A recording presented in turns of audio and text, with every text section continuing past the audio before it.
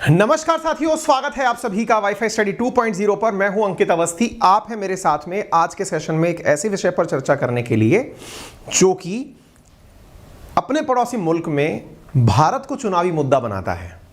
आपको ये तो मालूम होगा कि नेपाल के साथ भारत का सीमा को लेकर के वर्तमान में उठा हुआ विवाद क्या है, लेकिन उसका चुनाव में किस प्रकार से उपयोग हो रहा है आज के सेशन में हम वो जानेंगे।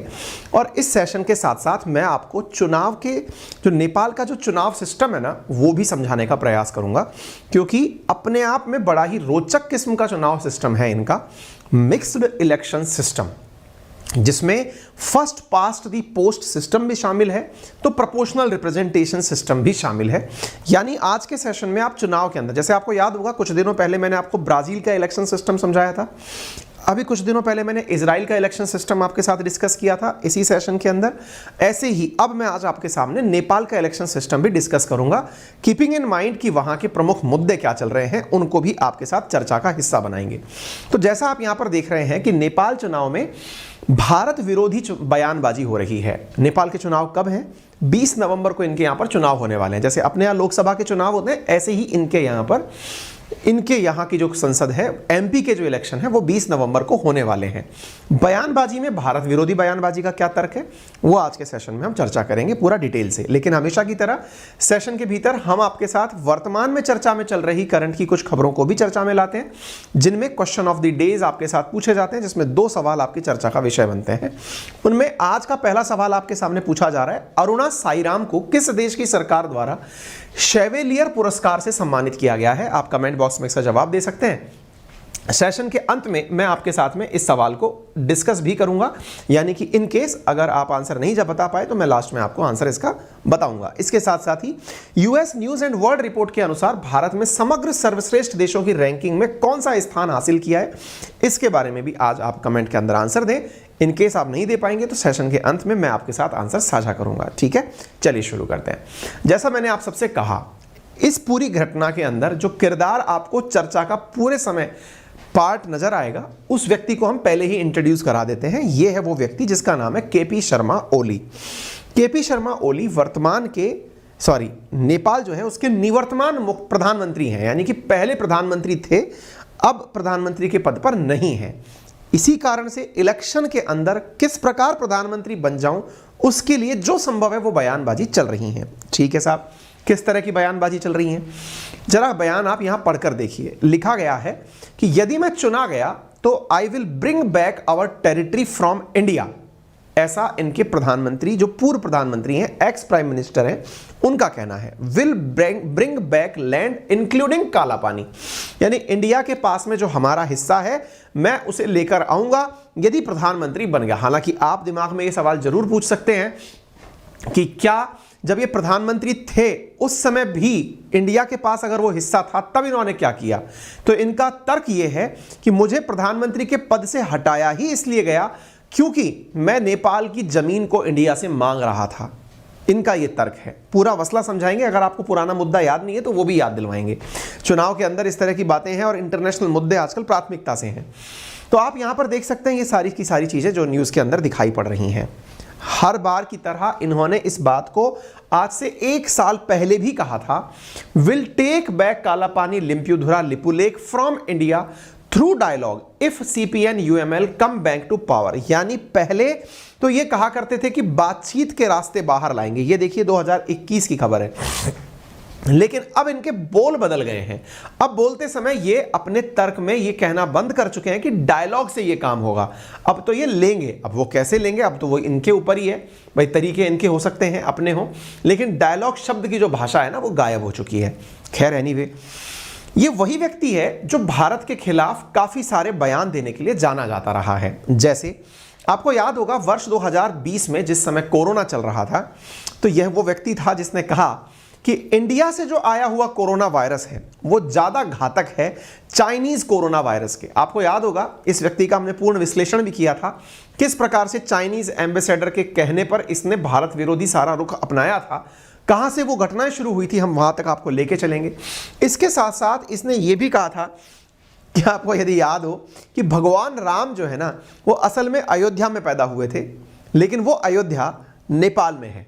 यानी भगवान राम नेपाली हैं। हम जो अयोध्या क्लेम करते हैं बोले वो सही है, लेकिन अयोध्या नेपाल वाली है और वहां पर भगवान राम पैदा हुए थे, ऐसा इस व्यक्ति ने अपने कमेंट्स में कहा है वर्ष 2020 में। यानी इसके ऊपर काफी सारा प्रेशर रहा है भारत के विरोध में बयान देने का, चाहे फिर वो कोरोना हो, चाहे वो भगवान हो, चाहे वो लैंड हो, लेकिन इसका एक सूत्रीय एजेंडा इंडिया रहा है।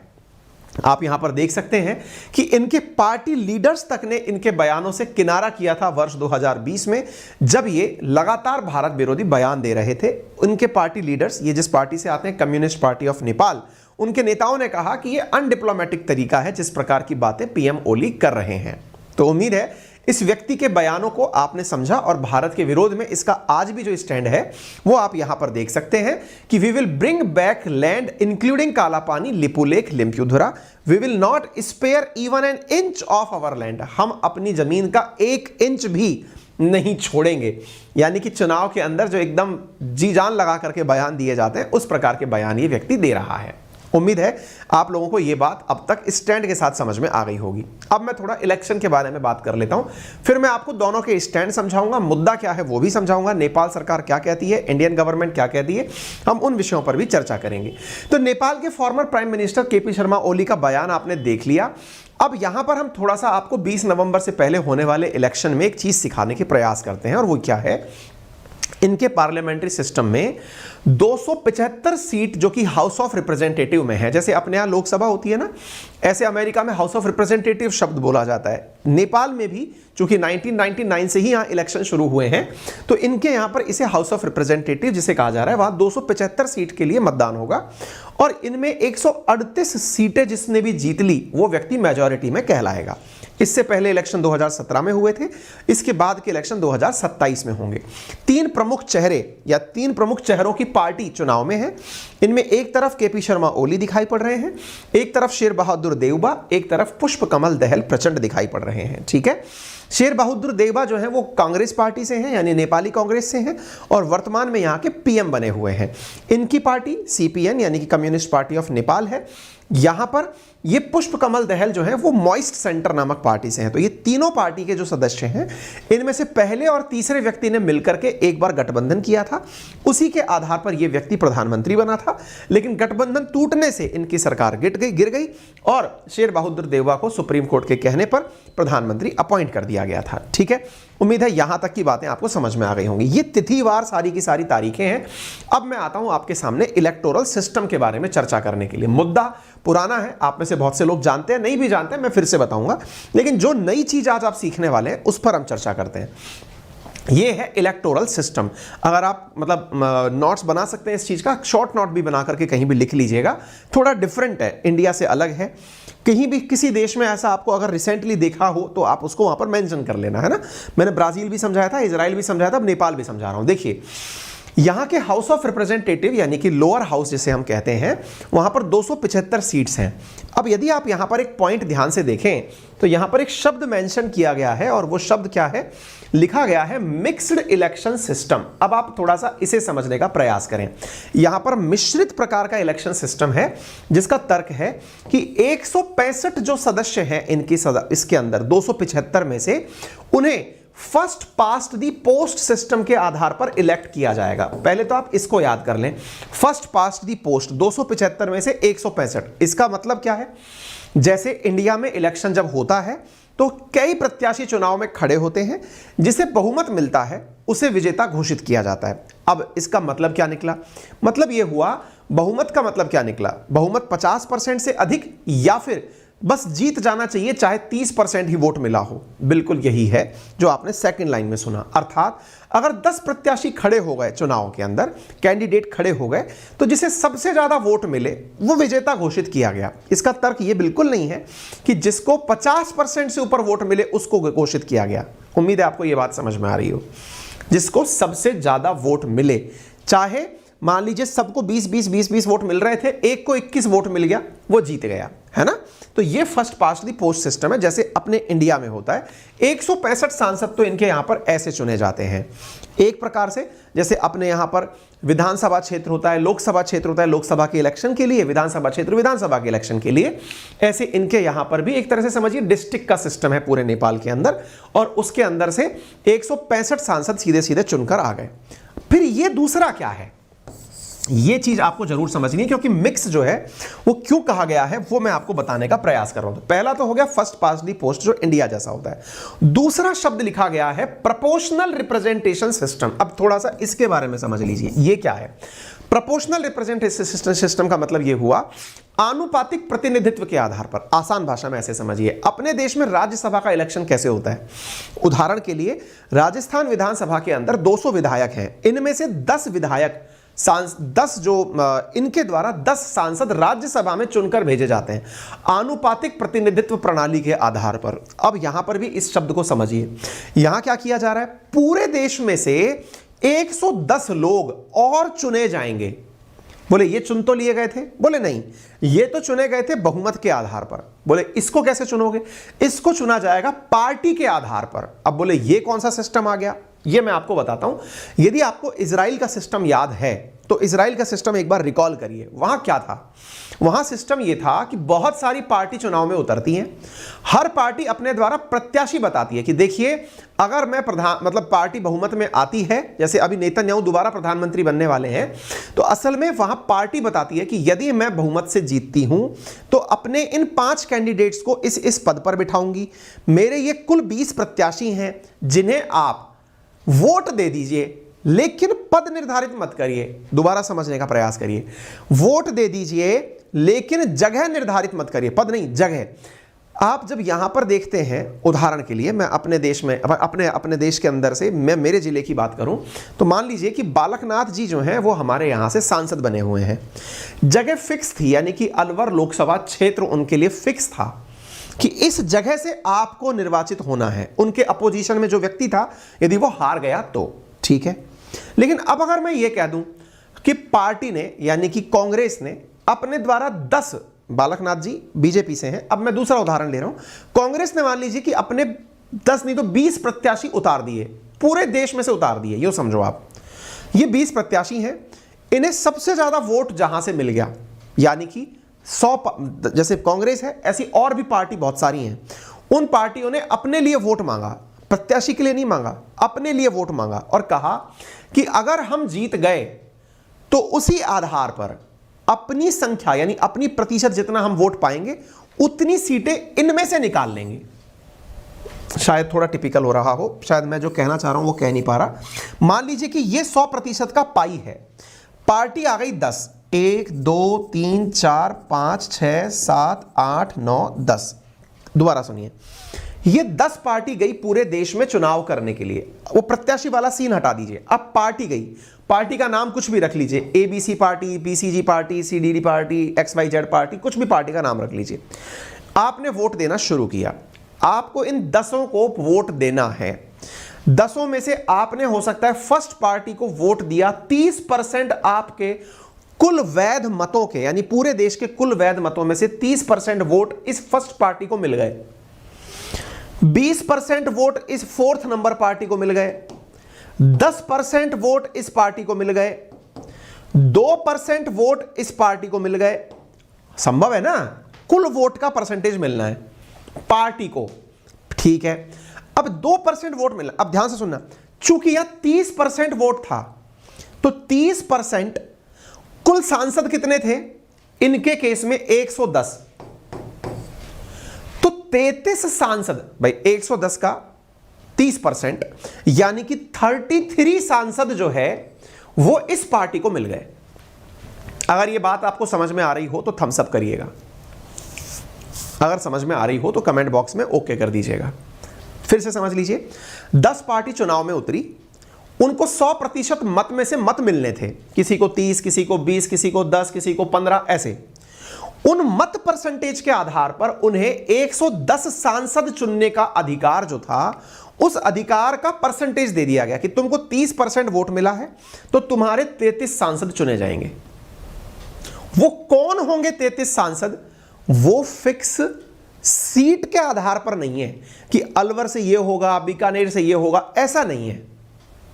तो फिर पार्टी खुद से ही बता देती है पहले कि अगर आपने मुझे मत दिया, अगर आपने मुझे जिताने का प्रयास किया, तो इस आधार पर मैं इन लोगों में से अपने आप के मतलब जो 33% 30% जो भी वोट मिलेगा उसमें से मैं लोगों को निर्वाचित कर लूंगी। जगह फिक्स नहीं होगा। उम्मीद है अब समझ में आ गया होगा। ये दोनों मिलाकर के ये लोग काम करते हैं। इतनी बात समझ में आ गई। अब आपके दिमाग में एक और तथ्य डाल देता हूं, फिर हम आगे बढ़ेंगे। तथ्य ये है, मैंने यहां 2% एक शब्द मेंशन किया है, इसके पीछे का कारण है। आपको याद है इजराइल के केस में मैंने आपको बताया था लगभग 3.35% वोट से कम अगर किसी पार्टी को वोट मिलता है तो उस पार्टी का वोट नल एंड वॉइड कर दिया जाता है। नेपाल में भी यही है। अगर किसी पार्टी को 3% से कम का वोट मिलता है तो उस पार्टी का vote bank null and void कर दिया जाता है, यानी उसे 11 दूना 22 यानी कि एक तरह से 3 सांसद चुनने का इजाजत नहीं है। क्लियर है? चाहे पार्टी कितनी भी हो। ठीक है, तो उम्मीद है आपको ये मिक्स्ड वोटिंग सिस्टम समझ में आ गया होगा। मैंने सोचा कुछ नया सीखने के लिए यहां पर आपको तर्क जो चीज दिया जाए वो ये दे दिया हमने आपको। ठीक है, इसके अलावा जैसे ये तो हो गया इनका हाउस ऑफ रिप्रेजेंटेटिव, यानी एक तरह से लोअर हाउस या अपनी भाषा में जैसे आप लोकसभा कहिए, और इनका जो अपर हाउस जैसे अपने यहाँ राज्यसभा है, इनके यहाँ पर जो अपर हाउस है उसके अंदर इलेक्टोरल कॉलेज के माध्यम से 59 सांसद चुने जाते हैं। इलेक्टोरल कॉलेज मतलब जो चुने हुए प्रत्याशी हैं वो फिर अपने में से 59 चुनकर देते हैं अपर हाउस के लिए, यानी राज्यसभा इनकी वाली के लिए। ठीक है, 59 में से 56 तो इलेक्टोरल कॉलेज चुनता है और 3 जो है इनके यहां पर प्रेसिडेंट चुनता है। उम्मीद है कि मैंने आपको थोड़ा बहुत समझाने का प्रयास किया। अब विवाद के ऊपर आते हैं, क्योंकि चुनाव है तो चुनाव की बातें बता दी। अब विवाद है, अब मैं वो विवाद की बात बताता हूं। विवाद देखिए, आपको भारत का नक्शा अच्छे से याद होगा। इस अगर नक्शे को हम ध्यान से देखें तो आपको यहां पर राज्य उत्तराखंड और उसके बिल्कुल बॉर्डर पर अगर आप इस जगह जाकर देखते हैं, यहां पर जगह है पिथौरागढ़। पिथौरागढ़ जिला है और इसी के साथ नेपाल की बाउंड्री का ये जो बिंदु है, ये यहां पर हमने आपको जूम करके दिखाया है। इधर देख लीजिए, ये हो गया उत्तराखंड, ये वाला कॉर्नर हमने समझिए जूम कर दिया है, और इसी के साथ नेपाल का जो ये वाला हिस्सा आपको दिखाई पड़ रहा है, ये वाला हिस्सा ये रहा दारचूला के नाम से जिसे आप जान रहे हैं, ये जिला है। ठीक है, केपी शर्मा ओली असल में इसी जगह भाषण देने गए थे जहां पर उन्होंने भारत के खिलाफ जहर उगला। दारचूला जो है, इस दारचूला और इंडिया का ये जो पिथौरागढ़ वाला हिस्सा है उत्तराखंड वाला, इन दोनों का ये वाला जो ट्रायंगुलर हिस्सा दिख रहा है, ये इन दिनों विवाद में है। क्यों विवाद में है? ध्यान से सुन लीजिएगा, मैं एक लाइन में बता देता हूं। हालांकि बहुत बार इसमें मैंने कई सेशन किए हुए हैं, फिर भी एक बार याद कर लीजिए। यहां पर 3 बिंदु हैं, एक का नाम है लिपुलेख, एक का नाम है काला पानी और एक का नाम है लिम्प्युधुरा। इंडिया का ये वाला जो पूरा हिस्सा है, ये इंडिया अपना मानता है और इंडिया की फोर्सेस यहां लंबे समय से रहती हैं। ठीक है, लेकिन नेपाल लिम्प्युधुरा से लेकर के इस पूरे हिस्से को अपना मानता है। अच्छा, ऐसा विवाद क्यों हुआ? इसके पीछे का कारण समझ लीजिए। यदि आपको यहां पर एक लाइन दिखाई पड़ रही है जो हल्के ब्लू कलर की है, यह असल में काला पानी नदी के विवाद को लेकर चर्चा है। काला पानी एक चक्कर क्या है, यहां पर एक नदी बहती है और उस नदी के पानी को, या नदी का जो ओरिजिन है, उस नदी के ओरिजिन को लेकर के लड़ाई है। इंडिया इसका ओरिजिन यहां से मानता है और नेपाल इस नदी का ओरिजिन लिम्प्युधुरा से मानता है। सुगौली की संधि जो भारत और नेपाल के बीच हुई थी, उसमें उस नदी के पूर्ववर्ती जो सारा हिस्सा है, पूर्व का मतलब राइट हैंड साइड वाला जो हिस्सा है, वो पूरा नेपाल का था और उसका पश्चिम वाला हिस्सा इंडिया का था। नेपाल का कहना है चूंकि नदी निकलती यहां से है, नेपाल का कहना है कि चूंकि नदी निकलती यहां से है तो ये पूरा हिस्सा हमारा हुआ। इंडिया का कहना है चूंकि नदी निकलती यहां से है तो फिर इधर का हिस्सा आपका कैसे हुआ। ये दोनों के बीच का विरोध है। ठीक है, तो यानी आपको यहां पर इन दोनों के बीच में जो विवाद है, वो विवाद किस कारण से है वो मैंने आपको बताने का प्रयास किया। जो नदी है जिसका नाम है काली नदी, जिसका पानी काला पानी कहलाता है, उसके आधार पर ही काला पानी जो शब्द है वो निकल करके आया है। इंडिया और नेपाल के बीच में 1816 के अंदर सुगौली नामक ट्रीटी हुई थी और उस ट्रीटी के अंदर नेपाल और ब्रिटिश इंडिया, इन्होंने काली नदी के पानी का जो ओरिजिन है, यानी नदी जहां से निकलती है, उसके आधार पर जगह निर्धारित की थी। नेपाल का फिर स्टैंड क्या है? नेपाल आज अचानक क्यों बोलता है? इतने दिनों से क्यों शांत था? 1816 से चला आ रहा है, इंडिया की सेना यहां पर कईयों सालों से लगी हुई है, अचानक क्या हुआ वो भी हम बताएंगे। लेकिन उससे पहले नेपाल का स्टैंड जरा जान लीजिए। नेपाल का स्टैंड ये है कि ठीक है, आप काली नदी के ओरिजिन की बात करते हैं। काली नदी का ओरिजिन बोले पहले से ही लिम्प्युधुरा से था, यानी इस जगह से ही था, इस वजह से यह पूरा हिस्सा हमारा है। लेकिन इंडिया की फौज यहां पर कैसे पहुंची, इसके बारे में इनका तर्क यह है कि हमारे एक राजा हुए, किनके? नेपालियों के, जिनका नाम था राजा महेंद्र। राजा महेंद्र जो हुए, उन्होंने जब 1962 में इंडिया का चाइना के साथ कन्फ्लिक्ट चला, ये देखिए, ये इंडिया और यहां चाइना, तो उस स्थिति में भारत की मदद करने के लिए उन राजा साहिब ने इस पूरी जगह को इंडिया को दे दिया।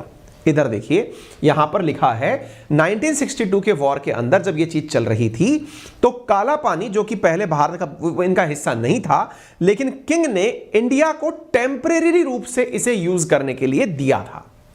इंडिया को क्यों दिया था? क्योंकि वो इंडिया की मदद करना चाहते थे। ऐसी स्थिति में उस समय के बाद से इंडियन फोर्सेस यहां पर हैं। फिर इंडिया का क्या कहना है? इंडिया का कहना है कि भाई बात ऐसी है कि आप और हमारे बीच का जो रिकॉर्ड है, एडमिनिस्ट्रेटिव और रेवेन्यू रिकॉर्ड है, वो 19वीं शताब्दी से, यानी कि उसी 1816 की सगौली संधि से चला आ रहा है। और उसमें यह दर्शाया गया है कि काला पानी वाला जो क्षेत्र है वो इंडिया की साइड में है, और उसे हम लोग पिथौरागढ़ डिस्ट्रिक्ट जो उत्तराखंड का है उसका हिस्सा मानते हैं।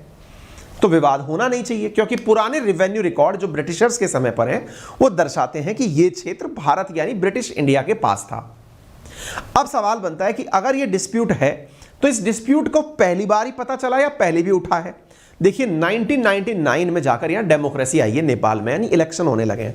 इससे पहले यहां राजशाही हुआ करती थी। राजशाही के समय पर 1980s में दोनों टीमों ने मिलकर, दोनों देशों ने मिलकर के एक technical level boundary working group बनाया था, जिसका उद्देश्य था कि इस मसले को कैसे रिजॉल्व किया जाए। ठीक है, डेमार्केशन एवरीथिंग एक्सेप्ट काला पानी एंड सुस्ता एरिया। नेपाल ने इस मुद्दे को इंडिया के सामने 1998 में भी उठाया, और दोनों देश इस बात के लिए एग्री हुए कि हम लोग आपस में बैठकर डिप्लोमेटिक लेवल पर, यानी कूटनीतिक स्तर पर एक दूसरे के साथ में इस मुद्दे को सुलझा लेंगे। फिर विवाद क्या है, देखिए ध्यान से। वर्ष 2020 की खबर है, हमारे देश के रक्षा मंत्री जी के द्वारा एक सड़क का इनॉग्रेशन किया गया। वो सड़क कैलाश मानसरोवर की यात्रा के लिए थी। रक्षा मंत्री जी के द्वारा इस सड़क का, जो कि 80 किलोमीटर की लंबी सड़क थी, इसका इनॉग्रेशन जब किया गया तो ये उसी क्षेत्र से होकर निकल रही थी। उस दौरान नेपाल में केपी शर्मा ओली की सरकार थी। नेपाल ने इस सड़क का विरोध किया और कहा कि आप लोग उत्तराखंड से धारचूला नेपाल के अंदर सड़क कैसे बना सकते हैं, जबकि वो क्षेत्र हमारा है। विवाद शुरू हुआ। इसके विवाद के परिणाम स्वरूप, चूंकि नेपाल फिजिकली तो कुछ नहीं किया, लेकिन उसने अपनी सांसद के अंदर क्या किया, एक नया मैप जारी किया। उस मैप के अंदर उस क्षेत्र को अपना दिखाया। यह मैप का विवाद वर्ष 2020 तक खूब प्रचलित हुआ। इस पूरी समय जब यह सब चल रहा था, उस समय पर नेपाल में केपी शर्मा ओली की ही सरकार हुआ करती थी। इंडिया ने नेपाल के नए मैप को रिजेक्ट कर दिया कि नहीं, हम आपके इस मैप को नहीं मानते, आप ये जबरदस्ती का काम कर रहे हैं। इसके बाद में इंडिया फेक्ड रिवर बाउंड्री ऐसा करके पीएम ओली जो इनके थे, इन्होंने भारत पर आरोप लगाए। नेपाल की पार्लियामेंट के द्वारा केपी शर्मा ओली ने इस विवादित क्षेत्र के लिए एक नया मैप पास करवाया।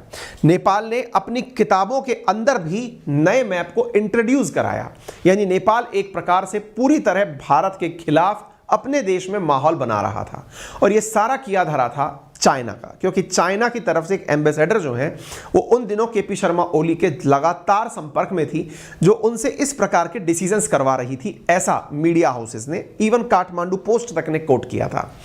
China occupied Nepal village land deafening, ये एक और मुद्दा निकल कर आया कि चाइना के द्वारा नेपाल के गांवों पर कब्जा कर लिया गया।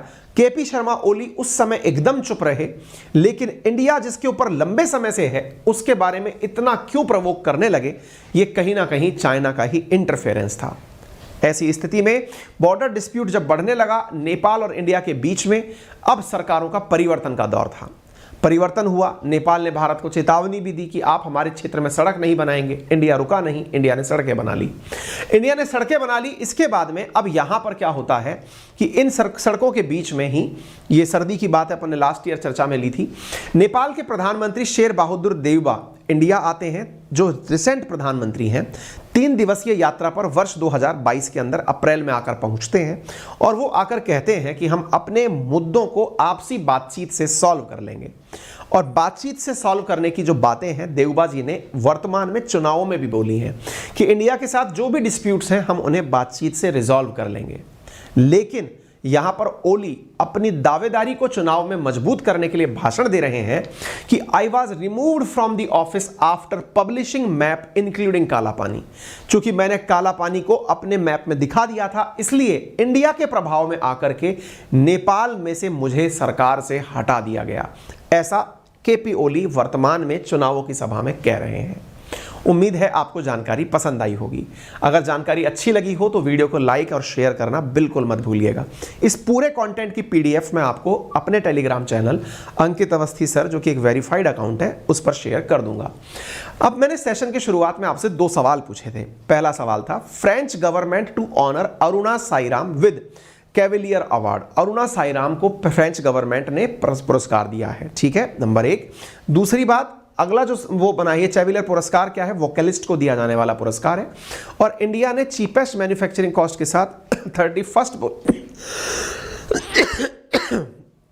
ग्लोबली हमने ये चीज 85 देशों के अंदर प्राप्त की है। ये हमने बता दिया है आपको, ठीक है। फिलहाल के लिए इतना ही। और जो मैंने आपको कहा कि यदि आप चाहते हैं हमारे साथ कनेक्ट रहकर पढ़ना, तो अनअकैडमी लेकर आ रहा है आप लोगों के लिए एक बेहतरीन ऑफर। और ऑफर ये है कि इस रविवार होने वाले एक फ्री टेस्ट में आप पार्टिसिपेट करें, जिसका लिंक मैंने कमेंट बॉक्स में दिया है। टेस्ट के विनर्स को एक IAS ऑफिसर के साथ पूरा दिन बिताने का मौका मिलेगा, ताकि आप उनकी कार्यशैली जान सकें। जिस उद्देश्य की प्राप्ति के लिए आप निकले हैं वो आप सीख सकें। इसके लिए स्कैन करने के लिए आपको यहां पर एक स्कैन के लिए इमेज भी दिया गया है। इतना ही नहीं, आपको अनअकैडमी के टेस्ट में पार्टिसिपेट करने का लिंक कमेंट बॉक्स में दिया गया। पूरी तरह फ्री टेस्ट सीरीज है ये। आप मेरा रेफरल कोड अंकित 10 यूज करके इस टेस्ट में पार्टिसिपेट कर सकते हैं। Thank you so much. अपना ख्याल रखें।